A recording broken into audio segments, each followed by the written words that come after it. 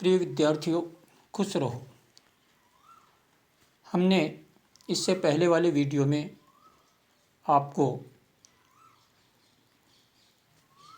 समांतर श्रेणी की सामान्य जानकारी दी थी। वीडियो में आप लोगों को काफ़ी परेशानी आई होगी क्योंकि मेरे पास बोर्ड की सुविधा नहीं है तथा मैं इस क्षेत्र का ज़्यादा अनुभवी भी नहीं हूँ, ज़्यादा जानकार भी नहीं हूँ। परंतु ये सोचते समय कि इस समय लॉकडाउन का जो समय चल रहा है उसमें आप घर पर बैठकर क्या करें, इसके लिए जो मुझे आता है टूटा फूटा ज्ञान जो इस क्षेत्र का मुझे है उसके माध्यम से मैं कोशिश कर रहा हूँ कि आपको कुछ जानकारी दी जाए ताकि आपके समय का सदुपयोग होता रहे। हाँ, आज के वीडियो के माध्यम से मैं आपको सवालों को अच्छी तरह से समझाने का प्रयास कर रहा हूँ। फिर भी कोई समस्या हो बिल्कुल आप मुझे कमेंट लिखकर अवगत करवा सकते हैं। आज हम जो चर्चा कर रहे हैं वो प्रश्नावली 5.1 जो कि समांतर श्रेणी से संबंधित है। उसमें हम पहला जो सवाल करेंगे उसमें आपको ए अर्थात प्रथम पद और दूसरा डी अर्थात सार्व अंतर ज्ञात करना सीखेंगे। इसके लिए हम आपको एक उदाहरण के माध्यम से समझाने का प्रयास कर रहे हैं।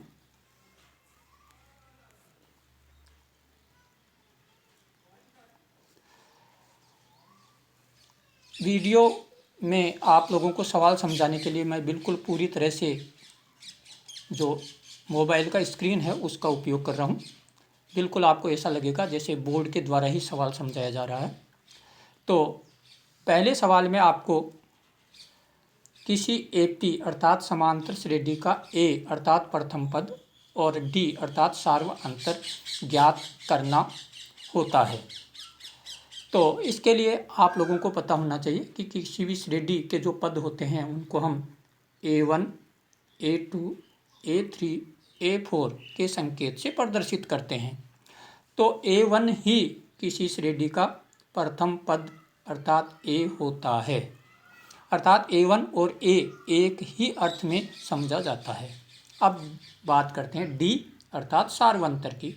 सार्वंतर ज्ञात करने के लिए हम A2 अर्थात अगला पद उसमें से घटाते हैं A1 पिछले पद को। इसके लिए आप A3 माइनस A2 भी कर सकते हैं, A4 माइनस A3 भी कर सकते हैं। इन दोनों चीज़ों को समझने के लिए हम यहाँ एक उदाहरण ले रहे हैं। 5, 7, 9 और 11। यहाँ A1 का मान है 5, A2 का मान है 7, A3 का मान 9 और A4 का मान है 11। तो सबसे पहले आपको A बताना है। तो A का मान है 5 क्योंकि A1 का मान इसमें 5 है तो एक प्रथम पद का मान होगा 5। अब ज्ञात करते हैं अपन D सार्वंतर। तो A2 का मान 7 और A1 का मान 5। तो 7 माइनस 5 बराबर 2। अब हम प्रश्नावली के सवालों को ले रहे हैं क्रमवार। पहला सवाल जो है उसमें आपको संख्याएं दे रखी है 6, 9, 12 और 15। तो यहाँ समझिए A1 का मान है 6, A2 का मान है 9, इसी तरह A3 12 और A4 15 हो जाएगी। तो जैसा कि आपको बताया गया A1 ही A होता है तो यहाँ A का मान हो जाएगा 6। अब ज्ञात करते हैं D A2 minus A1। A2 है इसमें 9 और A1 है 6। तो 9 माइनस 6 बराबर 3। तो उत्तर हो जाएंगे आपके A अर्थात प्रथम पद बराबर 6 और D अर्थात सार्व अंतर बराबर 3। चलते हैं सवाल संख्या 2 में। सवाल संख्या 2 में जो आपको संख्याएं दे रखी है -7, -9, -11 और -13। तो बताइए विद्यार्थियों, A1 का मान कितना है? हाँ ठीक कहा, -7। A2 -9, A3 -11 और A4 -13। तो यहाँ सबसे पहले आपको प्रथम पद बताना है, अर्थात A1 बराबर -7। D ज्ञात करने के लिए A2 -A1, तो A2 का मान 9 और A1 का मान -7, तो -9 -7, तो -9 माइनस माइनस प्लस में कन्वर्ट हो गए और ये हो गया +7। तो -9 + 7 को हल करने पर आपको आ रहा है -2। तो इस तरह से इस प्रश्न के प्रथम पद का मान -7 और सार्वंतर का मान -2 हुआ है। चलते हैं क्वेश्चन नंबर 3 पर। प्रश्न संख्या 3 में आपके पास संख्या है -3/2, 1/2, -1/2 और -3/2। तो सबसे पहले जैसा कि अब तक आपको समझ में आ गया होगा, A1 3/2 ही A है, तो प्रथम पद का मान हो गया 3/2। अब D ज्ञात करने के लिए A2 का मान है इसमें 1/2 और A1 का मान है 3/2, तो 1/2 माइनस 3/2। लघुत्तम लिया 2, 1 -3 हल करने पर आया -2, -2/2 दोनों एक बार कट गए तो -1।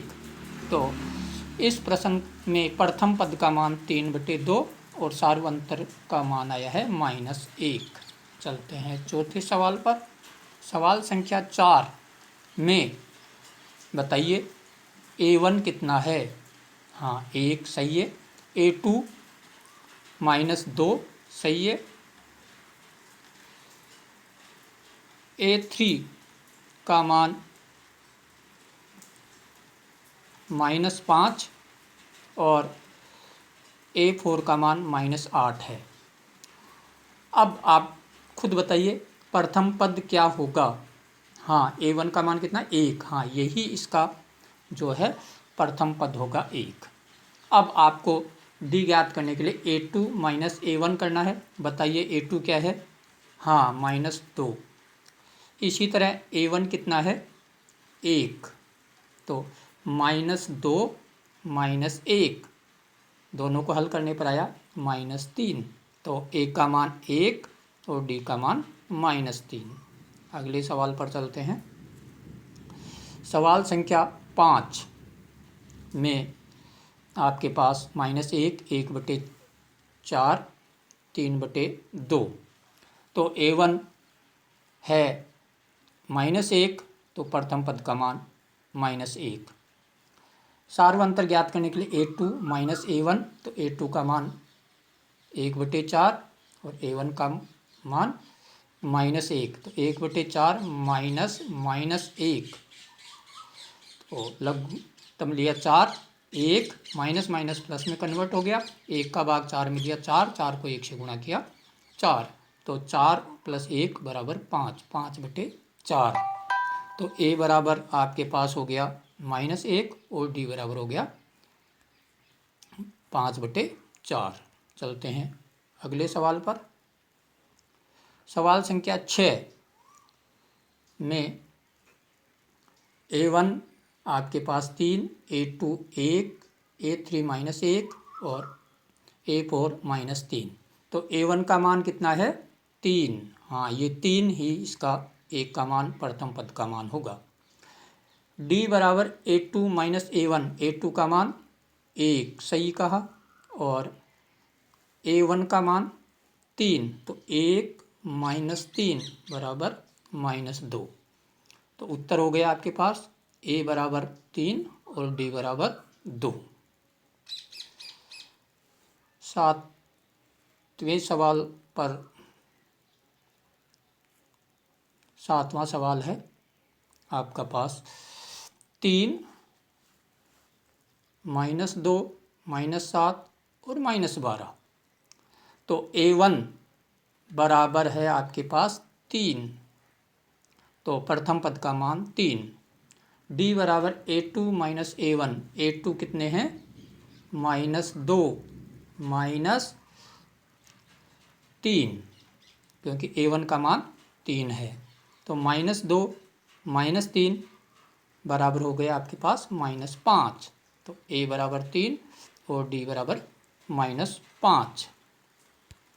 आशा है